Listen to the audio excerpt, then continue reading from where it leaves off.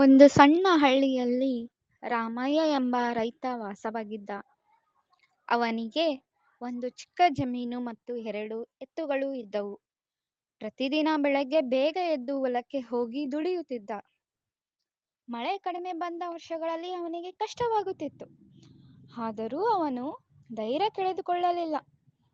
ಅವನ ಹೆಂಡತಿ ಮಕ್ಕಳು ಕೂಡ ಅವನಿಗೆ ಸಹಾಯ ಮಾಡುತ್ತಿದ್ದರು. ಒಂದು ವರ್ಷ ಚೆನ್ನಾಗಿ ಮಳೆ ಬಂದು ಬೆಳೆ ತುಂಬಾ ಚೆನ್ನಾಗಿ ಬೆಳೆಯಿತು. ರಾಮಯ್ಯ ತುಂಬಾ ಸಂತೋಷಪಟ್ಟ.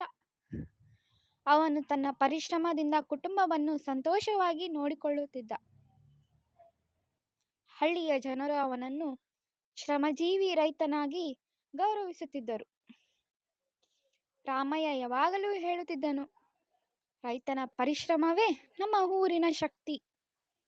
ಅವನ ಕತೆ ಹಳ್ಳಿಯ ಮಕ್ಕಳಿಗೆ ಪರಿಶ್ರಮ ಮತ್ತು ಸಹನೆಯ ಮಹತ್ವವನ್ನು ಕಲಿಸಿತು.